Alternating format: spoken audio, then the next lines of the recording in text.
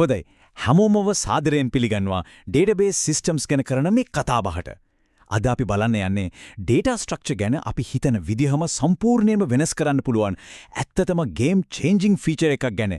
ඒ තමයි nested tables. හරි, අපි වැඩේ පටන් ගමු මෙන්න මේ ප්‍රශ්නෙන්. පොඩ්ඩක් හිතලා බලන්න database table එක column එකක් ඇතුලේ තවත් සම්පූර්ණ table එකක්ම තියන්න පුළුවන් කිව්වොත් ඒක කොහොමද වෙන්නේ?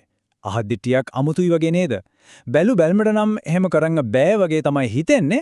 හැබැයි මම පොරොන්දු වෙලවා මේ කතාබහ ඉවර වෙද්දී මේ ප්‍රශ්නෙට පැහැදිලි උත්තරයක් ලැබිලා තියෙයි. ඉතින් මේ සංකල්පය මුලින් ඉඳලම හරියටම තේරුම් ගන්න අපි මේ අජෙන්ඩා එක දිගේ යමු. මුලින්ම බලමු nested tables කියන්නේ මොනවද කියලා. ඊට පස්සේ ඒව define කරන්නේ කොහොමද? data store වෙන්නේ කොහොමද? ඊළඟට data query කරන්නේ කොහොමද? සහ අන්තිමටම අපි මේ හැම දෙයකින්ම ඉගෙන ගත්ත ප්‍රධාන කරුණු ටික මොනවද කියලා බලමු. හරි එහෙනම් අපි වැඩේට බහිමු. බලමු මොනවද මේ nested tables කියන්නේ කියලා. හරි, සරලවම කිව්වොත් nested table කියන්නේ මෙහෙම දෙයක්. ටේබල් එකක තියෙන එක පේලියක් අපි එකට ටෙක්නිකලි කියනෝනේ ටපල් එකක් කියලා. අන්නේ ටපල් එකේ එක කම්පෝනන්ට් එකක්. ඒ කියන්නේ එක සෙල් එකක වැලියු එක විදිහට තවත් සම්පූර්ණ රිලේෂන් එකක්. ඒ කියන්නේ ටේබල් එකක්ම ඇතුළත් කරන්න ඉඩ දෙන ෆීචර් එකක් තමයි මේ. දැන් හිතන්න සාමාන්‍යයෙන් කොලම් එකක තියෙන්නේ එක වැලියු එකක් විතරයි නේද? එක්ක නම්බර් එකක් නැත්නම් ටෙක්ස්ට් එකක් වගේ දෙයක්. හැබැයි nested tables වලින් අර සම්ප්‍රදායික නීතිය සම්පූර්ණයෙන්ම කඩලා දානවා. one to many relationships වගේ දේවල් මොඩල් කරන්න මේක මාරම ප්‍රයෝජනවත්. මේක තේරුම් ගන්න තව ලේසි ක්‍රමයක් තියෙනවා. හිතන්නකෝ අපේ ප්‍රධාන ටේබල් එක කියන්නේ ලොකු ෆයිලිං කැබිනට් එකක් කියලා. හරිද? දැන් මේ ෆයිලිං කැබිනට් එකේ එක ඩ්‍රෝ එකක් ඇතුලේ, ඒ කියන්නේ ටේබල් එකේ එක රෝ එකක් ඇතුලේ තවත් පොඩි මිනි ෆයිලිං කැබිනට් එකක්ම තියෙනවා. අන්නේ පොඩි ෆයිලිං කැබිනට් එක තමයි අපේ nested table එක. මම හිතන්නේ මේ ඇනලොජි එකෙන් සංකල්පය හොඳටම ඔලුවට යනවා. හරි, එහෙනම් තියරි එක දැන් පැහැදිලිනේ. දැන් බලමු කොහොමද අපි මේක ප්‍රැක්ටිකලි කෝඩ් වලින් හදාගන්නේ කියලා. හොඳයි. දැන් බලන්න මේ කෝඩ් එක දිහා. step 1 පළවෙනි පියවර තමයි අපේ අර nested table එකේ තියෙන එකම එක row එකක්, single row එකක් මොන වගේද කියලා define කරන එක. මෙතන බලන්න create type beer type as object කියලා අපි හදන්නේ user defined type එකක්. කෙටියෙන් කිව්වොත් UDT එකක්. ඒ කියන්නේ database එකට built-in විදිහට එන්නේ නැති අපිටම ඕන විදිහට හදාගන්න data type එකක්. මේක හරියට අපේ nested table එකේ එක row එකක් හදන්න තියෙන blueprint එකක් වගේ දෙයක්. හරි. දැන් අපිට row එකක blueprint එක තියෙනවා. ඒ කියන්නේ beer type එක. ඊළඟට මොකද කරන්නේ? ඒ වගේ rows ගොඩක් දාන්න පුළුවන් container එකක් හදා ගන්න ඕන. අන්න ඒකට තමයි මේ create type beer table type as table of beer type කියන command එක තියෙන්නේ. මේකෙන් අපි database එකට කියනවා අර beer type objects ගොඩක් එකතු කරලා තියාගන්න පුළුවන් collection එකක්. ඒ කියන්නේ table එකක් හදන්න කියලා. ඔන්න දැන් අපේ mini filing cabinet එකත් හැදුනා. දැන් තියෙන්නේ මේ ඔක්කොම එකට එකතු කරන්න. බලන්න අපි අපේ main table එක mans table එක හදනවා. මෙතන තියෙන වැදගත්ම දේ තමයි අර beers කියන column එකේ data type එක විදිහට අපි කලින් හදාගත්ත beer table type එක දෙන එක. ඒ කියන්නේ මොකද්ද? mans table එකේ හැම row එකකම beers කියන column එක ඇතුලේ දැන් beer වර්ගවල සම්පූර්ණ list එකක්ම, ඒ කියන්නේ beer type objects ගොඩක්ම දාන්න පුරන්. හරි. structure එක හැදුවා. ඒත් database එක ඇතුලේ ඇත්තටම මේ complex structure එක store වෙන්නේ කොහොමද? අපි දැන් ඒ ගැන බලමු. ඕන්න දැන් තමයි වැඩේ ඉන්ට්‍රෙස්ටිංම කොටස. අපිට logically එලියෙන් බලද්දි පේන්නේ හැම manufacturer කෙනාටම එයාලගේම private mini table එකක් යමන් නැත්නම් beer list එකක් තියෙනවා වගේ. හැබැයි ඇත්තටම පරදා පිටුපස, ඒ කියන්නේ behind the scenes Oracle වගේ database system එකක් කරන්නේ හරිම clever වැඩක්. ඒ තමයි හැම manufacturer කෙනෙක්ගේම nested data ඔක්කොම එකට එකතු කරලා එකම එක ලොකු අපිට පේන්නේ නැති storage table එකක තැන්පත් කරන එක. එතකොට අර අපි කිව්ව hidden storage table එකට නමක් දෙන්න ඕනේනේ. database එකට ඒක manage කරන්න උදව්වක් විදිහට අපි මේ nested table beers store as beer_table කියන clause එක use කරනවා. මේකෙන් අපි පැහැදිලිවම database එකට කියනවා beers කියන nested column එකේ data ඔක්කොම beer_table කියලා අපි නම දෙන storage table එකේ තැන්පත් කරන්න කියලා. හරිම සරලයි. හරි. දැන් data ටික පිළිවෙලකට store වෙලා තියෙනවා. ඊළඟට තියෙන ලොකුම ප්‍රශ්නේ තමයි මේ data වලට අපි access කරන්නේ කොහොමද? query කරන්නේ කොහොමද? අපි දැන් ඒ ගැන බලමු. මුලින්ම බලමු සරලම දේ. සම්පූර්ණ collection එකම එකපාර select කරගන්න එක. මේ query එක බලන්න. මෙතනින් වෙන්නේ Anheuser-Busch කියන මැනුෆැක්චරර්ගේ බියර්ස් කොලම් එකේ තියෙන සම්පූර්ණ nested table එකම ඒ කියන්නේ අර මිනි ෆයිලින් කැබිනට් එකම අපිට රිසල්ට් එක විදිහට දෙන එක. හැබැයි මෙතන පොඩි කැච් එකක් තියෙනවා. අපිට රිසල්ට් එක විදිහට ලැබෙන්නේ සරල බියර් ලිස්ට් එකක් නෙවෙයි. අපිට ලැබෙන්නේ සම්පූර්ණ බියර් ටේබල් ටයිප් කියන කොම්ප්ලෙක්ස් ඔබ්ජෙක්ට් එකමයි. ඉතින් ප්‍රශ්නේ තමයි මේ ඔබ්ජෙක්ට් එක ඇතුලේ තියෙන data. උදාහරණයක් විදිහට ඒල් වර්ගයේ බියර් විතරක් අපිට කෙලින්ම ෆිල්ටර් කරන්න බෑ. අන්න ඒ ප්‍රශ්නෙට තියෙන සොලියුෂන් එක තමයි ටේබල් ෆන්ක්ෂන් එක. මේක හරිම විශේෂ පවර්ෆුල් ෆන්ක්ෂන් එකක්. මේකෙන් කරන්නේ අර කොම්ප්ලෙක්ස් ඔබ්ජෙක්ට් එක. ඒ කියන්නේ nested table collection එක අරගෙන ඒක සාමාන්‍ය ටේබල් එකක් වගේ query කරන්න පුරවන flat relational table එකක් බවට හරවන එක. මතකද අර ෆයිලින් කැබිනට් එක ඇනලොජි එක? මේක තමයි අර මිනි ෆයිලින් කැබිනට් එක ඇරලා ඇතුලේ තියෙන ෆයිල්ස් ටික බලන්න අපිට තියෙන මැජික් කී එක. හරි. අපි මේ query එක කෑලි වලට කඩලා බලමු. මුලින්ම බලන්න ඇතුලේ තියෙන select statement එක. select beers from manfs කියන එකෙන් Anheuser-Busch ගේ beers collection එක select කරගන්නවා. ඊට පස්සේ ඒ collection එක table function එකට දාලා ඒක සාමාන්‍ය table එකක් බවට පත් කරනවා. අපි ඒකට B කියලා පොඩි alias නමක් දෙනවා. දැන් තමයි වැදගත්ම කොටස.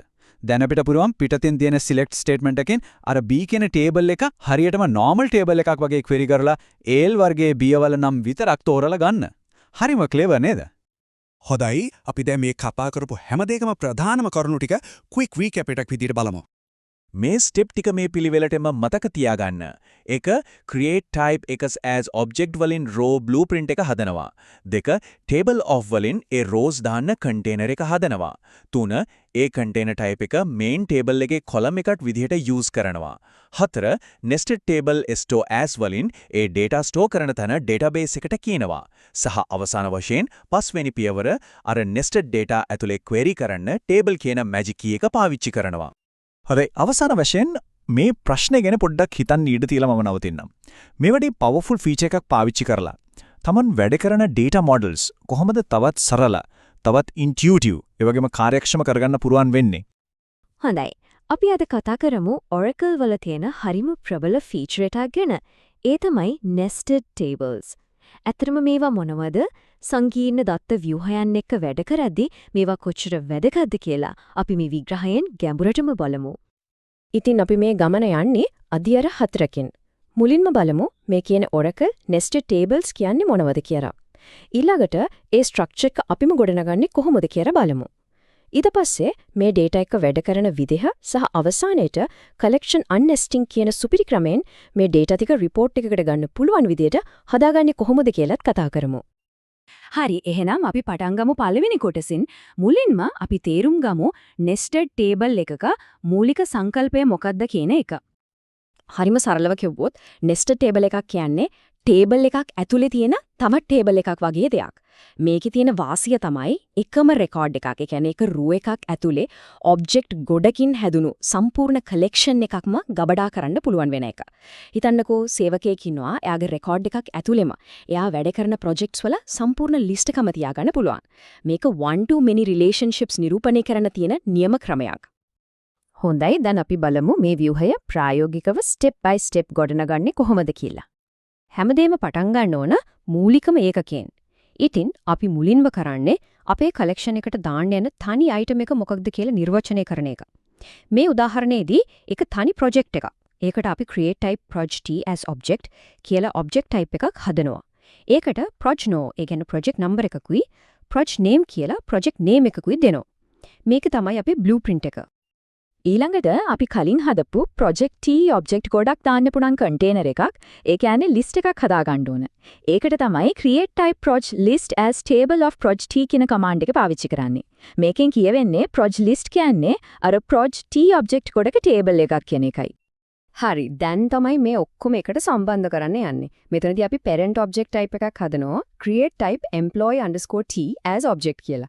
මේක ඇතුළට අපි දානවා employee number එක, ඒ කියන්නේ ENO එක සහ අපි කලින් හදපු project list කියන collection type එක. එතකොට එක සේවකයෙක්ට project list එකක් සම්බන්ධ කරන්න පුළුවන් වෙනවා. ඔන්න දැන් තමයි තීරණාත්මකම පියවර. මේ create table command එකෙන් තමයි අපි database එකේ ඇත්තටම physical table එක හදන්නේ. හැබැයි මෙතන තියෙනවා හරිම විශේෂ දෙයක්. අර බලන්න nested table project store as employees_proj_table කියන කොටස. අන්න ඒක තමයි මේකේ රහස. ඒක නැතුව මේ වැඩේ හරියන්නේ නැහැ. මේකෙන් අපි Oracle database එකට කියනවා projects කියන nested data ටික භෞතිකව ගබඩා කරන්න ඕනේ employees_proj_table කියන වෙනම table එකකයි කියලා. හොඳයි ස්ට්‍රක්චර් එක හැදුවා. දැන් අපි බලමු මේකට data දාන්නේ කොහොමද? ඒ වගේම data ආපහු ගන්නෙ කොහොමද කියලා. මේ insert statement එක දිහා බලන්න අපි values වලට employee number එක 1000 දෙනවා. ඊට පස්සේ අර proj list කියන construct එක ඇතුලේ proj t object දෙකක් දෙනවා. එකක් තමයි project number 101 avionics කියන එක, අනික 102 cruise control කියන එක. ඔන්න ඔය විදිහට එකම row එකක project දෙකම ගබඩා වෙනවා. දැන් කොහොමද මේ nested collection එක ඇතුලේ තියෙන දේවල් බලන්නේ? ඒකට තමයි table කියන operator එක තියෙන්නේ. මේක අත්‍යවශ්‍යයි. මේ query එකෙන් වෙන්නේ employee number 1000 ඉන්න කෙනාගේ projects කියන collection එක select කරලා table operator එක හරහා එක සාමාන්‍ය table එකක් වගේ අපිට පෙන්වන එක.